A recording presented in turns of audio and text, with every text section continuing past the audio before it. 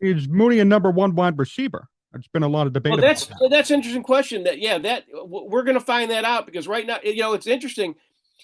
He's a he's a productive player in a really bad offense. I mean, this was one of no. I wrote about this also that I hate to rag on Matt Nagy, but this was the most overtly bad offense I've seen, or the most obvious disappointing thing relative to what somebody was charged to do, which is make an offense and develop a quarterback. I've never seen, with no offense to Matt Nagy, I've never seen somebody fail at that so clearly. So when you have Mooney, you say, well, Mooney was productive in a bad offense. How good would he be like on the Chiefs or something? He'd be that guy wide open in the end zone while Patrick Mahomes is running around, right? I mean, in theory, in this offense, and that's kind of another point, not to get off track, is will Justin Fields be able to find the open man late? I think that's a huge key in the NFL these days with these quarterbacks running around, and you have to have an offense that's kind of designed to do that. So anyway, it's so Mooney, I mean, yeah, everyone's expecting him to take that next level and be a 100-yard a game receiver, and he could do that. I just think the way the Bears offense is comprised right now, it's going to be really tough for him to do that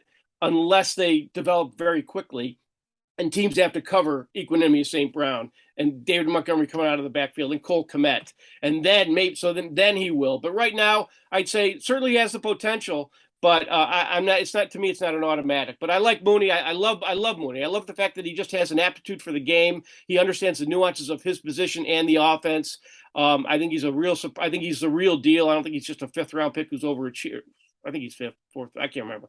But anyway, I think he's a mid-round pick who's overachieving. No, I think he's the real deal because he has all the. He's good. He's good catching a short pass and taking it long. He's good going deep. He's very versatile. He understands the position, like I said, and I think he's got potential to be great. But in the current state of the Bears offense, I can't guarantee that he will be the guy who makes the big step. It'll have to be somebody else, I think, before him, because defenses are just they know him now. I mean that he's going to get a lot of attention.